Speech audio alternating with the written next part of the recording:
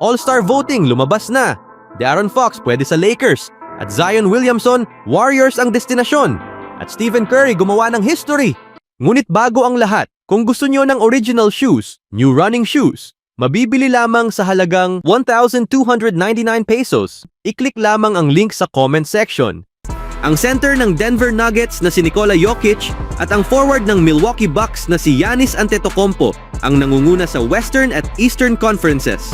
Ayon sa unang resulta ng votes ng mga fans para sa NBA All-Star Voting 2025 na inihahandog ng AT&T. Kasama ni Jokic at Antetokounmpo bilang mga nangungunang nakakuha ng votes sa kanilang mga posisyon ay sina Shai Gilgeous-Alexander ng Oklahoma City Thunder at LaMelo Ball ng Charlotte Hornets, East Guard. Narito ang nangungunang 10 nakakuha bawat posisyon sa unang resulta ng boto ng mga fans. Bukas ang susunod na 3 for 1 day kung saan bibilangin bilang 3 boto ang bawat boto ng fans. Ang susunod na update sa boto ng mga fans ay ibabahagi sa Huwebes, January 9. Ang NBA All-Star Voting na inihahandog ng AT&T, ang opisyal na wireless network ng NBA, ay nagsimula noong Huwebes at magtatapos sa Lunes na nagbibigay ng pagkakataon sa mga fans na bumoto para sa mga starter ng NBA All-Star Game sa pamamagitan ng NBA app at NBA.com gamit ang kanilang NBA ID. Ang NBA ID na nagbibigay ng mga benepisyo at gantimpala mula sa liga at sa mga kasosyo nito ay libre upang sumali dito. Sa panahon ng pagboto, ang mga miyembro ng NBA ID ay maaaring mag-sumite ng isang kumpletong balota bawat araw sa pamamagitan ng NBA app at ng voting page sa NBA.com. Sa 6 na espesyal na 3 for 1 day, bibilangin ng 3 beses ang mga votes ng mga miyembro ng NBA ID. Ang mga update sa votes ng mga fans ay ibabahagi tuwing unang 3 Huwebes ng Enero.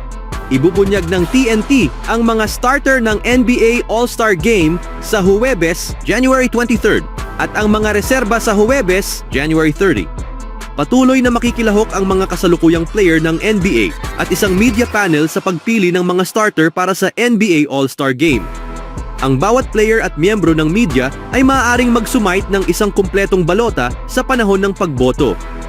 Matapos mabilang ang lahat ng votes para sa mga starter ng NBA All-Star Game, irarank ang mga players sa bawat conference ayon sa posisyon sa loob ng 3 grupo ng pagboto: boto ng fans, boto ng player, at boto ng media. Kakalkulahin ang score ng bawat player sa pamamagitan ng pag-average ng kanyang na-weight na ranggo mula sa boto ng fans, boto ng players, at boto ng media. Ang 2 guards at 3 frontcourt players na may pinakamahusay na score sa bawat conference ang itatalaga bilang mga starter ng NBA All-Star Game. Ang boto ng fans ang magsisilbing tiebreaker para sa mga player sa parehong posisyon na may parehong score. Ano sa tingin nyo dito mga kaibigan? Sa sumunod naman, ang Los Angeles Lakers ay palaging kilala sa pagkakaroon ng mga star player. Mula pa noong nagsimula ang prangkisa, laging may mga sikat na player ang Lakers. Dahil sa lokasyon ng team at mahabang kasaysayan nito, madaling makita kung bakit maraming star ang nagnanais maglaro sa Los Angeles. Sa kasalukuyan, kasama pa rin sa team sina Anthony Davis at LeBron James, kaya't hindi nagkukulang ang Lakers sa star power. Gayunpaman, laging naghahanap ang team ng karagdagang talento at matagal na nilang hinahangad na makakuha ng ikatlong star player. Isa sa mga pangalang madalas marinig kamakailan ay si De'Aaron Fox, point guard ng karibal na Sacramento Kings. Ang Sacramento ay nasa masamang kalagayan at tinanggal na nila ang kanilang head coach sa kalagitnaan ng season.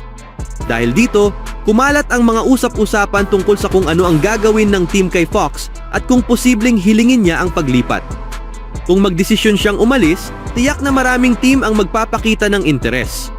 Ayon kay Sam Amick ng The Athletic, isa ang Lakers sa mga team na posibleng magka-interes sa kanya.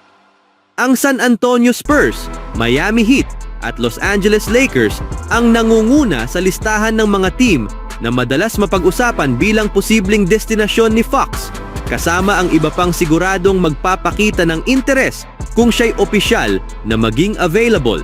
Halimbawa, ang Orlando Magic ay kilalang pinag-iisipan ang posibilidad na habulin siya. Ang Houston Rockets, na gustong suriin ang kasalukuyang core ng kanilang team ngayong season, ngunit maaaring maghanap ng isa pang all-star caliber player sa summer, ay interesado rin kay Fox na tubong Houston. Hindi malamang na ilipat ng Kings si Fox, lalo na papunta sa Lakers. Ngunit kung sakaling magkasundo ang dalawang panig sa isang kasunduan, maaaring magbuo ng espesyal na trio sa Los Angeles. Ang pagdaragdag kay Fox ay makakabawas sa pasaning opensa kay James at magbibigay ng isang star player na maaaring magpartner kay Davis kapag nagretiro na si James. Kilala si Fox sa kanyang husay sa paghawak ng bola at sa paggamit ng kanyang bilis upang madaling makapunta sa basket. Tiyak na gugustuhin ng Los Angeles ang isang tulad niya, ngunit malamang na kailangang ubusin nila ang lahat ng assets upang makuha siya. Bagaman nananatiling tila isang pangarap ang trade para kay Fox, nakakatuwang isipin kung paano patuloy na naiuugnay ang Lakers sa kanya.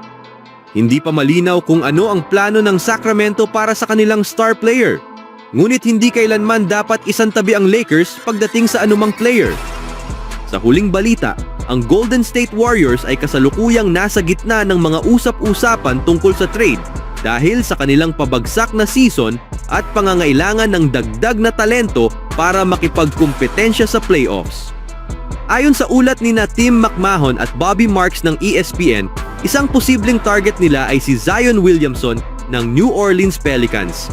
Sa kasalukuyan, ang Pelicans ang may pinakamasamang record sa liga, kaya maaaring magpasya ang team na tapusin na ang eksperimento kay Williamson at maghanap ng bagong direksyon. Bagaman mataas ang gantimpala sa pagkakaroon kay Williamson, ito ay may kasamang malaking panganib.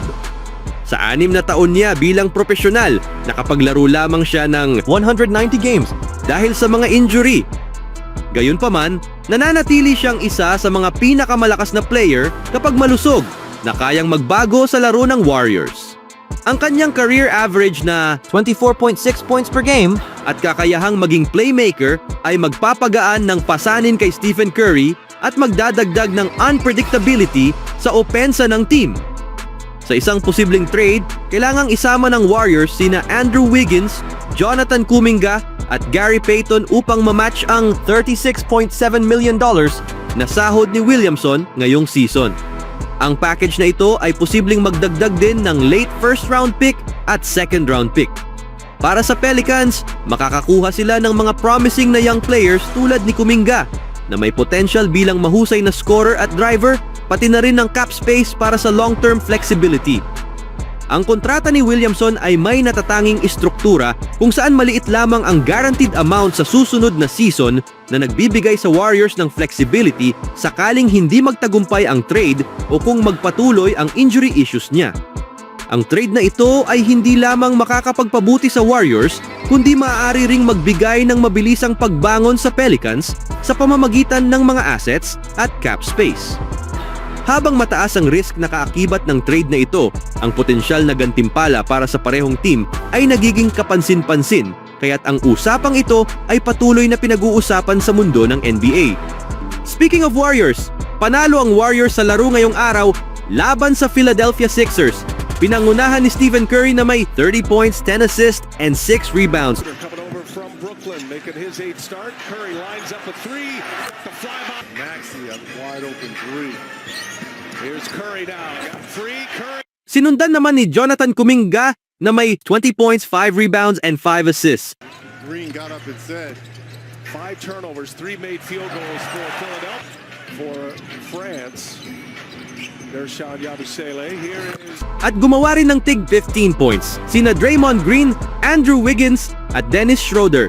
Sa laro na to, gumawa ng history si Curry, kumuha lang naman ng 8 of 8 sa 3-point area. 86 away from going inside the top 25. Here's a bomb by Cooks. 9 assists as well. He's just feeling it. Okay. What is going? Ano ang masasabi niyo mga kaibigan?